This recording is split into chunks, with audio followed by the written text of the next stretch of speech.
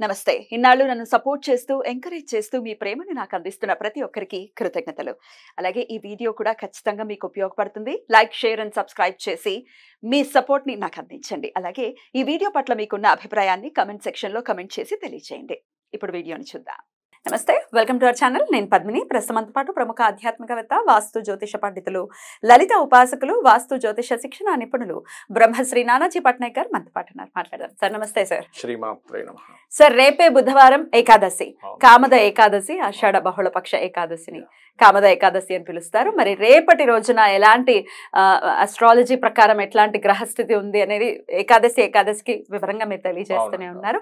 మరి ఎట్లా ఉంది సార్ రేపటి పరిస్థితి? రేపటి ఏకాదశిని ఎందుకోసం వినియోగించుకోవాల్సి ఉంటుంది? ఫస్ట్ ఆఫ్ ఆల్ ఏంటంటే అమ్మా, డిజైర్స్ ఫుల్ఫిల్ అయ్యే ఏకాదశి అంటారు. అయితే ఏం చేస్తే ఫుల్ఫిల్ అవుతాయి? ఇప్పుడు మనం ఒక వ్యక్తి కలెక్టర్ అవ్వాలి. కలెక్టర్ అవ్వాలంటే మీరు కలెక్టర్ చదివితే అయిపోతారండి. ఎలా చదవాలి, ఎన్ని గంటలు మీరు స్పెండ్ చేయాలి అనేది ఉంటుంది కదా. సో డిజైర్స్ ఫుల్ఫిల్ అయ్యే ఏకాదశి ఈ ఏకాదశి చెప్పాలంటే. అయితే దీనికి పర్టికులర్గా దీపారాధన, ఏ ఆలయానికి వెళ్ళి దీపారాధన చేయాలి, అండ్ గ్రహాల్లో ఏ గ్రహాలకు దీపారాధన చేయాలి, గోశాలకు వెళ్ళి గోవుకి ఏం తినిపించాలని ఒక ప్యాటర్న్ ఉంటుంది. మనకి ఏదైనా ఒక కోరిక తీరాలి అంటే ఈ ప్యాటర్న్ గతంలో చేసి వాళ్ళు సక్సెస్ అయిన వాళ్ళది కూడా చెప్తానండి. ఓకే, అది కూడా చెప్తాను మీకు తర్వాత. అయితే ఫస్ట్ నేను మీకు ప్యాటర్న్ చెప్పేస్తాను. ఫస్ట్ ఒకటి గుర్తుపెట్టుకోండి, ఎప్పుడైనా సరే మనం ఏ పూజ చేస్తున్నా అందులో పర్టికులర్గా విష్ణువుకి సంబంధించి చేసేటప్పుడు శివుడు అనుగ్రహం, శివాలయంలోకి వెళ్తేనే విష్ణువు సంతృప్తి చెందుతాడు. ఇది ఫస్ట్. ఎట్లా అంటే ఏదైనా ఇంటికి వెళ్ళాము, వాళ్ళ పిల్లల్ని మాత్రం మనం కసురుకొని వాళ్ళతో మంచిగా మాట్లాడినా వాళ్ళు బాధ అనిపిస్తుంది. ఏం గిఫ్ట్ ఇస్తే నాకెందుకు అంటాం. ఒక ఫంక్షన్ కి వెళ్ళాం అనుకోండి, వాళ్ళ పిల్లలు మాత్రం హాయ్ ఉండు అని చెప్పి గసిరి వాళ్ళకు మంచి గిఫ్ట్ ఇచ్చిన వాళ్ళు తీసుకోరు. అదే వాళ్ళ పిల్లలకి మంచిగా చూసి వాళ్ళకి ఏమి ఇవ్వకపోయినా చాలు. అది ఎట్లాగో శివకేశవులకు ఉన్నటువంటి బంధం అటువంటిది. మరి శివకేశవులకి భేదం అనే వస్తుంది. భేదం చూస్తూ శివుడు వేరు ఈశ్వరుడు వేరు అనే వాళ్ళు పాపం ఎప్పుడు పైకి వస్తారు సార్? అది మనం ఏమనుకుంటామంటే వాళ్ళు అట్లా అంటున్నారు అని మనకి కోపం వస్తుంది. అది 100% శాస్త్రపరంగా తప్పు కూడా. కానీ వాళ్ళకి ఆ జ్ఞానం రావాలంటే ఎంతో పుణ్యం ఉండాలి. పుణ్యం ఉంటేనే అలా అనిపిస్తుంది కదా. లేకపోతే విష్ణువే ఎక్కువ, శివుడు డెమిగాడు అనే వాళ్ళు ఉన్నారు కదా, పెద్ద పెద్ద సంస్థలు పెట్టుకొని మరి ఘోరంగా.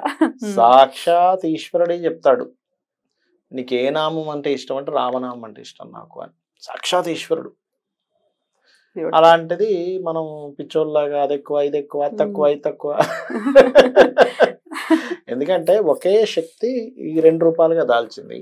మనం దాన్ని ఇక్కడ విష్ణు శక్తిని, శివశక్తిని మనం ఆరాధన చేస్తూ ఉండాలి. అయితే ఫస్ట్ ఆఫ్ ఆల్ ఏంటంటే ఏకాదశికి మీరు నిత్యం ఉదయం నిద్ర లేచిన వెంటనే కాలకృత్యాలు తీర్చుకున్న తర్వాత ఫస్ట్ ఆఫ్ ఆల్ ఎప్పుడైనా సరే ఏకాదశి వ్రతం చేసేటప్పుడు గుర్తుపెట్టుకోండి, మీకు ఈ కామ్యం నెరవేరాలంటే డిబిఏ అంటే మీ దశ అంతర్దశ ఏం నడుస్తుందో ఫస్ట్ చూసుకొని, ప్రత్యంతర్దశ కూడా చెప్పాలంటే దశాభుక్తి అంతరాలు అంటారు దాన్ని. ఆ ముగ్గురు డిబిఏ దశాభుక్తి అంతరా, ఆ దశాభుక్తి అంతర్నాథులు ఎవరో చూసుకొని ఆ గ్రహాలకు ఫస్ట్ దీపారాధన చేయండి. ఒకవేళ మీకు తెలియదు, దశాభుక్తి అంతర్నాథులు ఎవరో కూడా తెలియదు, అప్పుడు ప్రత్యేకంగా 4 గ్రహాల దగ్గర దీపారాధన చేయండి. ఏమిటవి అంటే శని అంటే కర్మకారకుడు, రాహువు కేతువు కాలానికి మోక్షానికి కారకుడు. అదేవిధంగా శని, రాహువు, కేతువు అండ్ అదేవిధంగా కుజుడు, ఈ 4 గ్రహాలకి దీపారాధన చేయండి. చేసి శివాలయానికి వెళ్ళి చందనం ఉంటుంది మనకి, చందనం ఒక దీంట్లో ఒక చెంబులో వాటర్లో వేసి శివుడి మీద అభిషేకం చేయండి. చేసిన తర్వాత అదే శివాలయంలో కూర్చొని విష్ణు సహస్రనామాలు చదివేసి ఇంటికి వెళ్ళి అగైన్ మళ్ళీ మీ ఇంట్లో పూజ గదిలో కూర్చొని కూడా చదువుకోవచ్చు. ఇంట్లో చదివైనా ఇక్కడికి వెళ్ళినా రావచ్చు, ఇక్కడికి వెళ్ళినా అక్కడికి వెళ్ళినా చేయొచ్చు. ఇలా చేసి ఉపవాసం ఖచ్చితంగా ఉండాలి. ఎందుకంటే ఇక్కడ మనం విష్ణువుని పరమేశ్వరుణ్ణి మనకి కలిపి పూజ చేసుకుంటున్నాం. మహాభారతంలో కూడా ఆ యొక్క శ్రీకృష్ణ పరమాత్మ అర్జునుడికి విజయం లభించాలి అంటే ఈశ్వరుడి దగ్గర తీసుకెళ్తాడు. తీసుకెళ్ళి మళ్ళీ అక్కడ అతని యొక్క అనుగ్రహం వచ్చేలా చేసి అప్పుడు అస్త్రాన్ని కూడా ఇప్పిస్తాడు కదా. ఎలాగ దాన్ని వినియోగించాలి, అస్త్రాన్ని కూడా ఇప్పిస్తారు. మనం ఆ ప్యాటర్న్ మనం అర్థం చేసుకోవాలి. చేసుకొని ఇలా కనుక చేసినట్లయితే మీ యొక్క డిజైర్ నెరవేరుతుంది. కొన్ని సందర్భాల్లో ఏమవుతుంటుందంటే అంటే దాని గురించి ఇప్పుడు నేను మీకు చెప్పబోతున్నా ఆ విషయం గురించి. కొంతమందికి ఒక 1,00,000 మంది చేశారనుకోండి, అందులో 10 మందికి రాలేదు అనుకున్న డిజైర్. ఏమిటి మరి ఈ 10 మంది ఏం చేశారు అని అనిపిస్తుంది మనకి. అంటే ఈ పూజ ఒక 1,00,000 మంది చేశారు, కానీ 10 మందికి మిస్ అయింది. అది మీకు మంచిగా జరిగింది. అదే ఇప్పుడు నేను మీకు చెప్పబోతున్నా. ఒకసారి ఏమైందంటే ఇట్లాగే అతనికి ఒక డిజైర్ ఉండేది ఒక క్లయింట్కి. అది ఎట్లా అంటే ఒక పెద్ద బిజినెస్ రిలేటెడ్ సంబంధించిన ఎప్పటి నుంచో అదొక డిజైర్ అనమాట అతనికి. ఆయన పెడదాం ఆ డిజైర్, ఆ బిజినెస్ పెట్టుకోవాలనేటువంటిది. నన్ను అడిగాడు, ఏమండి ఇట్లా చేసుకోండి, పరమేశ్వరుడు అనుగ్రహం ఉంటే మీకు మంచి జరుగుతుంది అవుతుంది. చేశాడు. అదేంటి ఒక్క వ్యక్తి చేసేది కాదు, అది మొత్తం నలుగురు పెట్టి బిజినెస్ చేసేటువంటిది. ఆ నలుగురు కలిసి చేయాలి. ఈయనకి కరెక్ట్గా దానికి ఎంతైతే ఫండింగ్ చేయాలో ఆఖరి క్షణంలో ఇవ్వాల్సిన వాళ్ళు ఇవ్వలే, హ్యాండ్ ఇచ్చారు. ఈయనకి రాలే, పూజ చేశాడు, ఈయనకి డబ్బులు రాలే.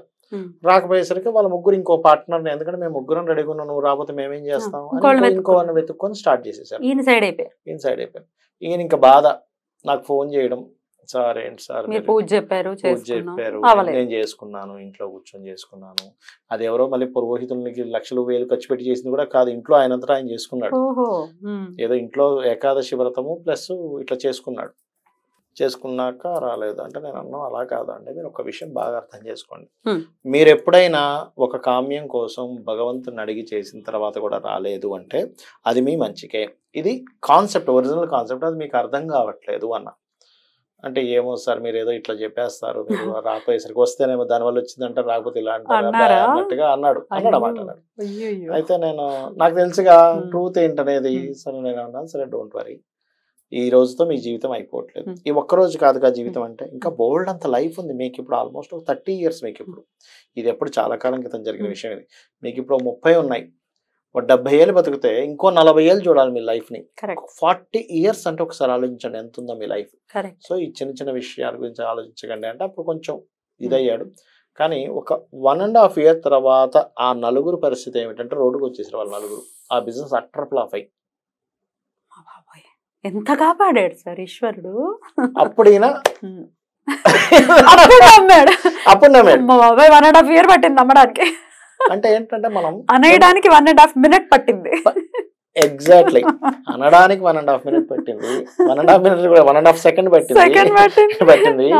అర్థం అవడానికి 1.5 year పట్టింది. అంటే ఏంటంటే మనం ఏదో అనుకుంటాం, అయ్యో నేను భగవంతుని అడిగాను నాకు ఇవ్వలేదు, ఈ పూజ పని చేయట్లేదేమో, అదేమన్నా టాబ్లెటా, ఈ టాబ్లెట్ పని చేయట్లేదు, ఈ డ్రగ్ మార్చేయడానికి, లేకపోతే ఇంకేంటి అసలు అది. కొంతమంది ఎలా ఉన్నారంటే ఇవాళ రేపు మనం చూడండి, ఈ ఫోను అద్భుతమైన ప్రక్రియ. ఇది కనిపెట్టిన వాడికి నిజంగా దండం పెట్టాలి. ఇక్కడ నుంచి US లో మనం మాట్లాడాలంటే within seconds లో కాల్ చేస్తున్నాం. కానీ ఎప్పుడైనా కనిపెట్టినామని మనం తలుచుకున్నామా? అస్సలు తలుచుకోలేదు.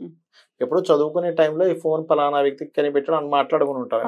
కానీ ఒక్కసారి కూడా రోజుకి అబ్బాయి ఎంత గొప్ప ఫోన్ అనుకోం, ఎంతసేపు ఈ నెట్వర్క్ ఎవరిది బాగుంది, వీడిది ఎక్కువ చేసేవాడిని మార్చేద్దామా, హ్యాంగ్ అయిపోతే తిట్టుకుంటామా, లేకపోతే ఫోన్ రేట్, ఇవే తప్పితే ఇది అద్భుతమైన ప్రక్రియ మన చేతిలో ఉందని ఎప్పుడు అనుకో. అలాగే భగవంతుడి విషయం కూడా అలాగే ఉంటుంది. చాలా కరెక్ట్ సార్. ఒక్కసారి కూడా గ్రాటిట్యూడ్ చూపించాం, నిద్ర హాయిగా పట్టింది, ఈశ్వర కృతజ్ఞతలు అని అంటామా. తల్లి మనకి ఇది కరెక్ట్ కాదు అన్నప్పుడు మన చేతికి ఏదైతే ఇవ్వదో, చిన్నపిల్లలకి కత్తి లాంటిది ఎలా ఇవ్వదో, నీకు ఇది కరెక్ట్ కాదు అన్నప్పుడు భగవంతుడు నువ్వు ప్రార్థించు. ఇవ్వలేదంటే అమ్మయ్య నన్ను కాపాడాడనే భావంతో ఉండాలి, కానీ ఇవ్వలేదా ఈయనేం దేవుడు అని అనుకున్నామా అయిపోయింది. అది బ్యూటిఫుల్, చాలా అద్భుతంగా వివరించారు. సో మనకి ఏది కరెక్ట్ అది ఇస్తాడు, ఎందుకంటే తండ్రి కాబట్టి. సో చేసుకోండి, డిజైర్స్ నెరవేరేటటువంటి ఏకాదశి కాబట్టి ఖచ్చితంగా చేసుకోవాలి. ఉపవాసం అందరికి తెలిసింది, ఉపవాసం ఖచ్చితంగా ఉండాలి. ఏకాదశికి ఏంటంటే 100% ఉపవాసం తీసుకొని ఆయన ఫలితం ఇస్తాడు విష్ణువు, కాబట్టి అలా చేయాలి. ఉపవాసం ఖచ్చితంగా ఉండండి. నెక్స్ట్ డే పారణ 8:30 లోపు చక్కగా చేసేసుకోవచ్చు. అయితే ఈ నామాలు ఒకవేళ చేసుకోవాలి అని అనుకుంటే ఏ నామంతో స్వామిని కొలవమంటారు? విష్ణు సహస్రనామాలు, లేదంటే అంత నేను చేయలేను అనుకునేటువంటి వారికి తిరగదు కొంతమందికి నోరు. ఓం నమో నారాయణాయ, లేదా ఓం మధుసూదనాయ నమః, లేకపోతే మనందరికీ తెలుసు శ్రీరామనామ రామేతి రమే రామే మనోరమే సహస్రనామ తత్తుల్యం రామనామ వరానని. ఇంతకు మించింది ఏముంది? 1000 సార్లు చేసిన ఫలితం వస్తుంది. ఖచ్చితంగా ఇది చదువుకుంటూ ఖచ్చితంగా కోరికలు తీరట్లేదు కాదు, ప్రతినిత్యం ఇస్తూనే ఉంటుంది. మన ధర్మం ఖచ్చితంగా ఇస్తూనే ఉంటుంది అవకాశం, మనం వినియోగించుకో. అద్భుతం సార్, చాలా బ్యూటిఫుల్ గా ఎక్స్ప్లెయిన్ చేశారు, విత్ లైవ్ ఎగ్జాంపుల్ కూడా ఎక్స్ప్లెయిన్ చేశారు. అది డెఫినెట్ గా హార్ట్ కి టచ్ అయ్యే విధంగా ఎక్స్ప్లెయిన్ చేశారు. కృతజ్ఞతలు సార్, నమస్తే. శ్రీమాత్రే నమః.